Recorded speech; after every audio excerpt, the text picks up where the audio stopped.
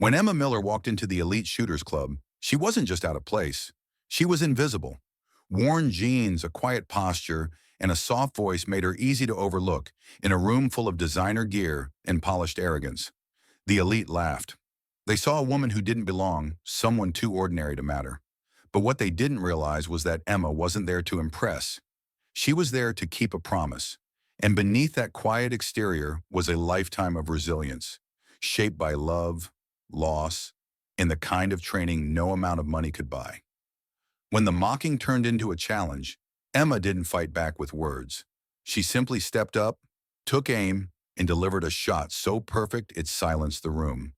This wasn't about skill with a weapon. It was about dignity, about proving that grace, discipline, and quiet strength matter more than titles or wealth. Emma's story isn't just inspiring, it's a wake-up call. In a world that judges people by how they look or what they wear, she reminded everyone of a deeper truth. Never underestimate the quiet ones. They're often the ones with the sharpest aim and the deepest fire. Emma Miller didn't look like a threat. She didn't sound like one either. When she first walked into the Elite Shooters Club, wearing a thrifted cardigan and carrying a simple leather purse, no one paid her more than a passing glance. To the wealthy patrons lounging in luxury, she was background noise. But behind Emma's calm eyes and unassuming presence lived a history far deeper than anyone could have guessed. What they didn't know was that Emma Miller was the widow of Master Chief Nathan Miller, a decorated Navy SEAL sniper known in his community as the Ghost. And what they couldn't imagine was that Nathan had spent years training Emma in silence, sharing his most sacred knowledge not for fame or competition, but for protection, connection, and legacy. Emma had never planned to use those skills publicly. In fact, after Nathan's death during a classified mission, she had locked his gear away and sworn off shooting altogether. The pain was too heavy, the memories too sharp. But grief has a strange way of calling you back to the places where love once lived. And when an old friend from Nathan's unit sent her a day pass to the shooting club along with a handwritten note, Nathan would want you to keep your promise. Emma knew it was time. She wasn't looking to compete. She wasn't looking to prove anything. She just wanted to feel close to the man who taught her how to hold a gun and breathe through the storm. Blake Radcliffe, on the other hand, had built his life on trophies and recognition. An Olympic gold medalist and heir to a powerful oil empire, he was the undisputed king of the Elite Shooters Club. Confidence oozed from him. Entitlement followed, so when he saw Emma walk in, looking like she'd gotten lost on the way to a grocery store, he didn't see a person. He saw a punchline. His mockery was loud, public, and dripping with arrogance. He offered her a bet. Hit a bullseye at 50 yards, win $10,000. Miss, and never come back. Emma didn't flinch. She accepted with quiet grace. Not because she needed the money, but because something inside her shifted. Not rage, not revenge, just the deep, still strength of a woman who had nothing to prove, but a promise to keep. No one saw the change in her posture. No one noticed the expert grip, the subtle adjustment in her stance, or the breathing pattern drilled into her by a SEAL. And no one recognized the ring on her finger, the same one Nathan had worn on a chain under his uniform until the day he died. When Emma fired, the room fell silent. Her shot struck dead center, a perfect bullseye. Blake's smirk faded. Whispers started. People leaned in, suddenly unsure of who she really was. What followed was more than a simple rematch. It became a war of narratives. Blake doubled the bet, then tripled it. He stacked the odds, changed the rules, manipulated the equipment. Emma, steady as ever, adapted with each twist. She didn't need to cheat. She didn't need an advantage. She had training, she had discipline, and she had the muscle memory of 1,000 hours spent at the range with the man she loved. Nathan had taught her everything: how to control her fear, how to block out noise, how to aim through chaos. And now she was using it all, not for combat or competition, but to reclaim her voice. As the story spread across Boston, Emma's quiet presence turned into something much bigger. The media dubbed her the unknown marksman. Veterans reached out, recognizing her techniques. Blake's team launched an investigation. desperate to find out who she really was. And when they discovered her connection to Nathan, the ghost sniper who held long-distance records even the military couldn't officially acknowledge, Blake's panic turned into obsession. But Emma wasn't chasing headlines. She was chasing healing. Every shot she took brought her closer to the version of herself she had buried with her husband. And with every challenge Blake threw at her, she didn't just fight back, she grew stronger. When he demanded a 10-station competition using unfamiliar weapons, she trained in silence. When he rigged the final stage with a custom rifle only he had mastered, she sought out Nathan's former teammates for guidance. They came. They showed up, not just for Emma, but for Nathan. They handed her his old range notes, taught her wind adjustments, reminded her that she was never alone. On the day of the final competition, Emma walked in with the same calm grace she had shown from the start. The crowd was massive, cameras rolled. The entire city was watching. Blake performed for the audience, smiling, posing, confident. Emma?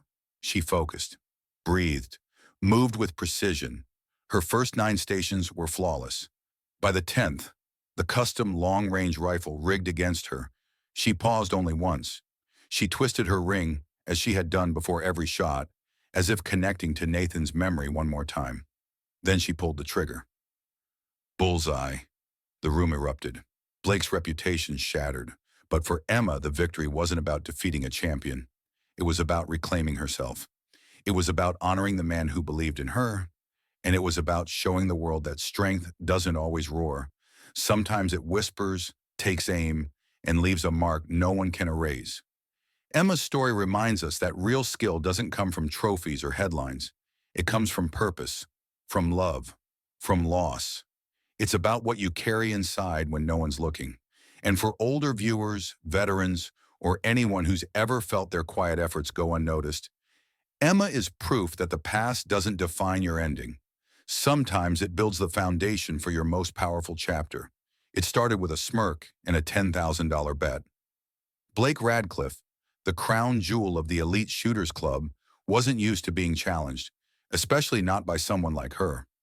Emma Miller didn't have a flashy name, a designer rifle, or a crowd of sponsors cheering her on. She didn't speak loudly, didn't strut, didn't pretend to belong. She came to the range quietly, with a day pass gifted by a friend, holding more grief in her eyes than anyone there could ever imagine. When she walked through those mahogany doors in her faded jeans and worn cardigan, she was a ghost to them, background noise in a world of bravado. But Blake made the mistake of mocking the wrong woman. The first shot, her bullseye, sent a tremor through the club's marble floors. Silence followed, and in that moment, the game changed. This wasn't just sport anymore. It was a spectacle. Blake couldn't let it go. His ego couldn't breathe in the shadow of a woman he had publicly ridiculed. So he escalated it. What started as a casual jab turned into a formal showdown, a 10-stage high-stakes competition. Handguns, rifles, shifting distances, and new rules. All carefully curated to expose Emma, to prove her first success had been luck. But Blake didn't know who he was really up against. Emma wasn't a competitor. She was a widow. She wasn't fighting for a title. She was honoring a promise to a husband who had taught her to shoot not for sport, but for survival. Nathan Miller wasn't just any man. He was a Navy SEAL sniper, a legend among his peers, and the only person who had ever seen Emma's full potential. She had been his student, his piece, and now his legacy. As the city caught wind of the David versus Goliath match forming at the club, Emma stayed silent. She declined interviews. She ignored headlines calling her the unknown marksman. While Blake polished his image for the cameras, Emma went to work. She trained in private ranges. She relearned rifles she hadn't touched in years. She studied Nathan's notes, his wind corrections, his angles, his philosophies. Control your breath. Trust your instincts. Block the noise. He had told her that once after she missed a shot. She hadn't forgotten. Blake, on the other hand, trained like a man desperate to protect something. Not just his title, but his identity. For Blake, this was more than a challenge. It was a threat. If Emma won, the illusion of his superiority would crack. And that scared him more than any bullet ever could. So he stacked the deck. He rigged stations with unfamiliar weapons. He pressured the board to weight the final station heavily, a long-range rifle only he had mastered. And behind the scenes, he had his team dig into Emma's life, trying to find anything that could be used to smear her before the event. What he found instead shook him. Emma Miller, 35, accountant, quiet, private, widow of Master Chief Nathan Miller, the Ghost. One of the most respected marksmen in the history of special ops. A man known for training his wife, often bragging she had the calmest hands he'd ever seen on a civilian. Suddenly, the narrative shifted. Emma wasn't lucky. She was dangerous, not in aggression, but in silence, in precision, in purpose. When the day of the competition arrived, the elite shooters club was packed. Members, media, veterans, even politicians came to witness what had become the most anticipated event the club had ever seen. Blake entered first, surrounded by entourage and cameras, every movement polished for the public eye. Emma followed alone, carrying a single duffel and a notebook. Nathan's. The match began. Station by station, the battle unfolded. Blake moved like a showman, confident, fast, drawing applause with each shot. Emma was different. She moved like a memory, controlled, silent. Each movement was purposeful. She didn't perform. She focused. After 5 stations, Blake led by a narrow margin. His fans cheered, but something was shifting. The crowd began to notice Emma's form, her poise, the way her breathing slowed right before each trigger pull. Veterans in the crowd exchanged glances. She wasn't just good, she was trained. At Station 7, despite a rigged trigger mechanism, Emma adapted and matched Blake's score. The room buzzed with energy. At Station 9, they were tied. The final station would decide it all. The Macmillan TAC-338, a sniper's weapon, weighted heavily in the scoring. Blake's favorite. Emma approached it slowly, scanning the setup.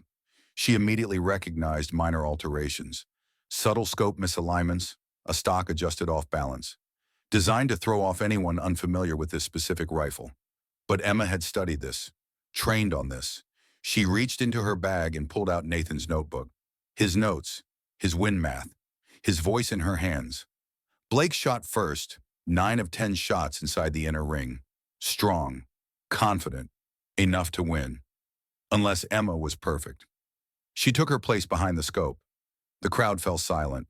She closed her eyes, breathed in deeply, and twisted her wedding ring once. It was more than a gesture. It was a signal, a promise fulfilled. First shot, bullseye. Second, bullseye. By the 6th, the room leaned in. 9th, bullseye. Before her final shot, a flash of light hit her scope, likely an intentional distraction. She adjusted, remembered Nathan's words. Block the noise. Own the moment. Then, with absolute calm, she squeezed the trigger. Bullseye. The room erupted, a standing ovation. Emma Miller, winner. But it wasn't the $50,000 for the veteran charity that made the headlines. It wasn't even the perfect score. It was what happened next. Blake refused the handshake, claimed she cheated. Rebecca Johnson, the club's manager, stepped forward and revealed security footage. Blake's team had tampered with the equipment, but not to Emma's advantage, to her disadvantage. And yet she had still won. In that moment, Blake's empire cracked. The cameras captured not just his defeat, but his downfall. Emma didn't gloat. She simply said, I was keeping a promise. Her story wasn't about revenge. It was about redemption. She didn't show up to prove herself to the world. She showed up to honor someone she loved. And in doing so, she reminded everyone watching that quiet strength is still strength. That integrity still matters. That character will always outshoot ego in the long run. For those watching, especially anyone who's ever been told they're not enough, not qualified, not seen, Emma Miller became a symbol. A woman who walked into a hostile room with nothing but calm, memory, and purpose, and changed everything. At the Elite Shooters Club, the walls were lined with trophies, but behind the scenes, something darker was brewing. What began as a challenge between Blake Radcliffe, Olympic gold medalist and heir to one of Boston's most powerful families, and Emma Miller, a quiet accountant with no known shooting background, had escalated into a storm of egos, secrets, and sabotage. Blake had everything to lose. Emma, just a promise to keep. After Emma's shocking bullseye in their first impromptu showdown, Blake couldn't let it go. His pride wouldn't allow it. He claimed it was luck, a fluke. And so he orchestrated an official 10-station competition with strict rules and increasingly difficult challenges, all designed to tip the scales in his favor. But behind the curtain, it wasn't just about rules. It was manipulation, quiet sabotage, a game rigged from the start. Emma sensed it. From the moment she arrived at the club for the match, the air felt thick, not with nerves, but with calculated tension. Rebecca Johnson, the club manager, discreetly pulled Emma aside and whispered, "Some of the equipment seems off, not enough to disqualify, but enough to throw off someone who hasn't used these models before." Emma only nodded, her expression unreadable. She didn't protest. She didn't ask for special treatment. She adjusted. That's the kind of woman she was. What the crowd didn't know was that each weapon at the 10 stations had been subtly altered. Trigger weights increased, sights slightly off-center, stocks adjusted millimeters out of alignment. For Blake, it was about control. He was the club's golden boy, and if he had to win dirty, so be it. He'd done it before. The audience was just a prop in his story, but he hadn't anticipated Emma's resolve, or the ghost that stood behind her. Emma wasn't just fighting for herself. She was carrying the memory of her late husband, Nathan Miller, legendary Navy SEAL sniper, known in classified circles as the Ghost. Before he died, Nathan trained Emma not just in how to shoot, but in how to remain calm under impossible pressure, to breathe, to trust, to adapt. He had always said, when the conditions change, let your body remember what your mind might forget. Those lessons were about to become her greatest weapon. The competition began. Blake breezed through the early stations with confidence, offering the crowd charismatic smiles and theatrical flair. Emma, on the other hand, was pure focus, quiet, composed, deliberate. While Blake played for applause, Emma played for something deeper. And when the crowd began noticing the consistent precision in her shots, despite the unfamiliar weapons, the tide started to turn. By Station 5, whispers began. She's adapting. Look at her form. She's not missing. Station 6 had a trigger set heavier than regulation. Emma noticed the difference after her first squeeze. Instead of faltering, she recalled Nathan's advice. Let the weight teach you patience. Don't fight it. Flow through it.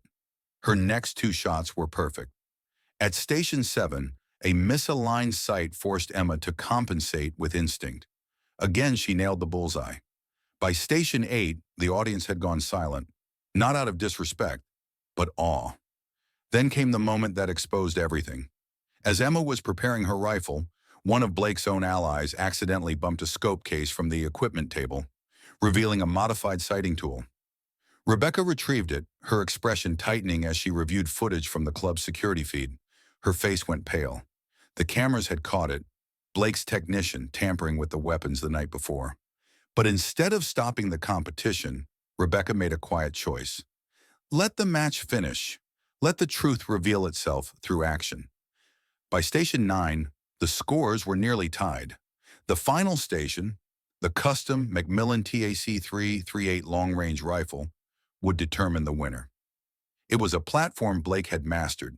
It was also one Emma had trained with only days prior, aided by one of Nathan's former teammates who had heard about the showdown and stepped in quietly.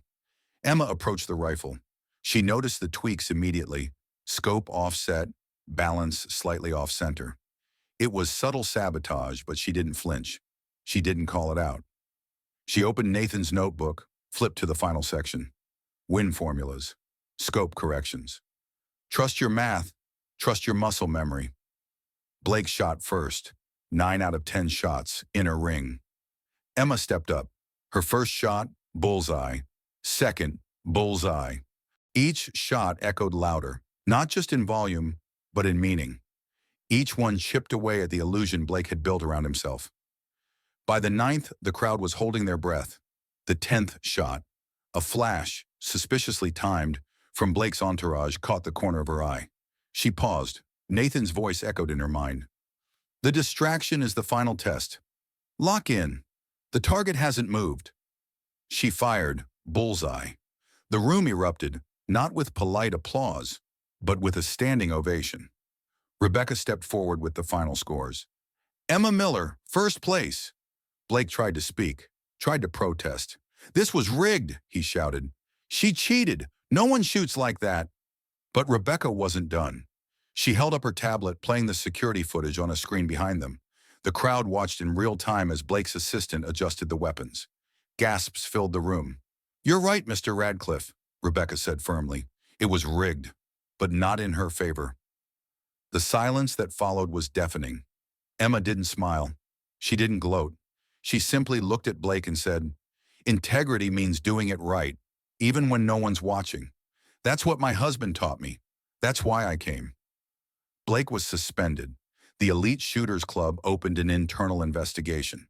Sponsors pulled out, and within days Emma's story had spread far beyond the club.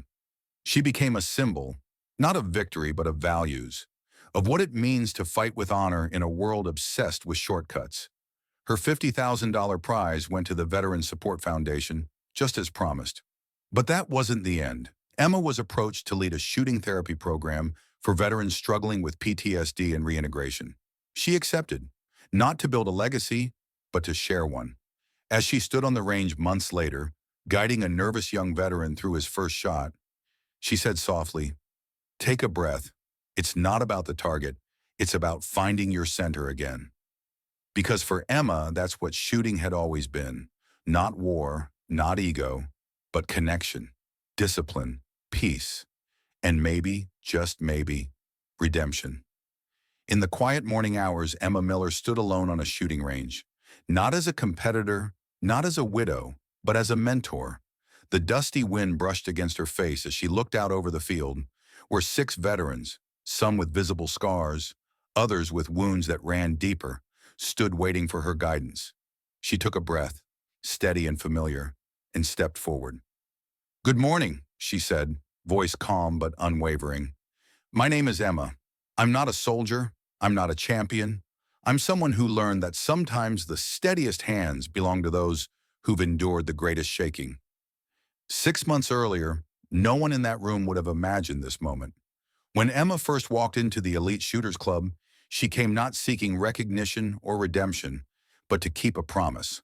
Her late husband, Master Chief Nathan Miller, a Navy SEAL sniper known as the Ghost, had once told her, if I don't come home, keep practicing. Keep living. At the time, it felt like a farewell. She hadn't realized then it would also become her new beginning. That journey began with grief. 3 years of quiet mourning, of locking away everything that reminded her of him, his rifle, his training notes, his medals. But it was a letter from Nathan's SEAL brother, Michael Reeves, that pulled her back. It came with a day pass to the Elite Club and a handwritten line. Nathan would want you to stop surviving and start living again. She went. She didn't expect the crowd, the arrogance, the mockery. Blake Radcliffe, an Olympic shooter with a glittering name and a darker edge, saw her as a joke. But when Emma fired that first shot, a perfect bullseye, the room went silent. What followed was more than a competition. It was a reckoning. Blake challenged her publicly. He rigged the event, tampered with the equipment, tried to tear down her credibility. But Emma, trained by love and loss, adapted. Every shot she took was a conversation with Nathan's memory. Every adjustment came from hours spent under his patient gaze. And when she defeated Blake, despite sabotage, pressure, and the weight of every eye in the room, the world noticed. But Emma didn't care about headlines. She turned down interviews. She ignored the sponsorship offers. Her only request was that the $50,000 prize go directly to the Veteran Support Foundation, an organization that helps soldiers like Nathan transition back into civilian life. That donation opened a door. Colonel James Harrison, the foundation's director and a decorated Marine, invited her to lunch. He didn't want a press quote. He wanted her vision. We're launching a new program, he explained, a marksmanship course, not to create sharpshooters, but to help veterans heal. Focus, breath control, discipline, everything you demonstrated can help them find balance again. Emma hesitated. She wasn't a professional. She wasn't military, but Harrison only smiled. Sometimes the best teachers are the ones who didn't ask to be. So she said yes. And that's how Emma found herself months later, standing before her first class.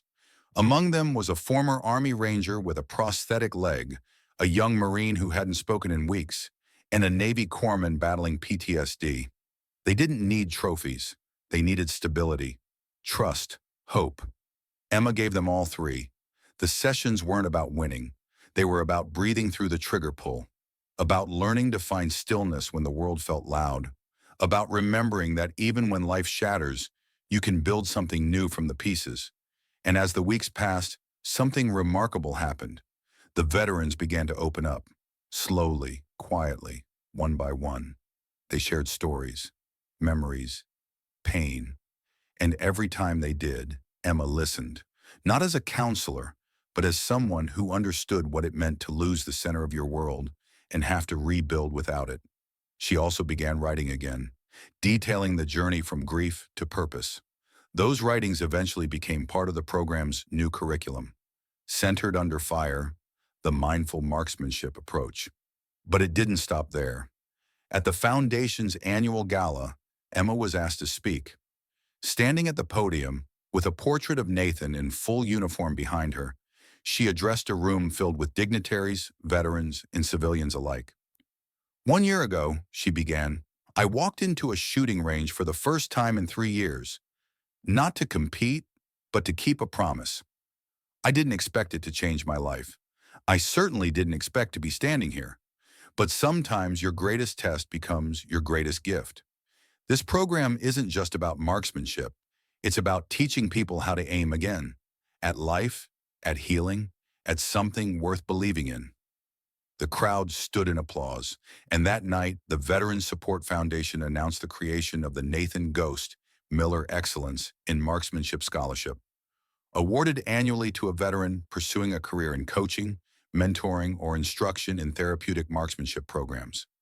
Emma presented the first medal to a young woman who had lost both parents to war and was now working to help other children of military families find peace through focus and breath. As Emma placed the ribbon over her shoulders, the room was silent, reverent, a moment frozen in time. Later that night, Emma sat alone on the balcony of her apartment, her hands wrapped around a warm mug of tea. The city sparkled below, and beside her sat Nathan's notebook, worn, dog-eared, and still filled with his scribbled wisdom. She reached for her wedding ring, twisting it gently as she had done before every competition shot, every classroom lecture. This one's for you, Nathan, she whispered into the night, for everything you taught me about stillness in the storm. The phone buzzed. It was Michael Reeves. Just saw your speech, or he texted. You did good, Em. He'd be proud, she replied. He's the reason I found my way back. In the months that followed, Emma expanded the program to include mobile workshops across the country, bringing mindful marksmanship training to veterans in rural areas and underserved communities. She collaborated with military hospitals. She worked with trauma therapists. And each time she stepped onto a range, she remembered the girl she once was, silent, grieving, uncertain, and smiled at the woman she had become. Not a soldier, not a champion, something more, a bridge between the past and the future, a voice for those who had lost their own, and a reminder to anyone watching that sometimes the deepest wounds can become the roots of your greatest calling. She didn't raise her voice. She didn't demand attention. Emma Miller simply walked into a world that had already decided she didn't belong, and then quietly rewrote the rules. In a room full of loud names and louder egos, her silence spoke volumes. They mocked her, laughed at her thrift store clothes, called her lost, weak, invisible. But what they didn't know was that behind those calm eyes was the steady focus of a woman shaped by grief, grounded in discipline, and sharpened by love. When she lifted her Glock and hit a perfect bullseye, the silence that followed wasn't shock, it was realization.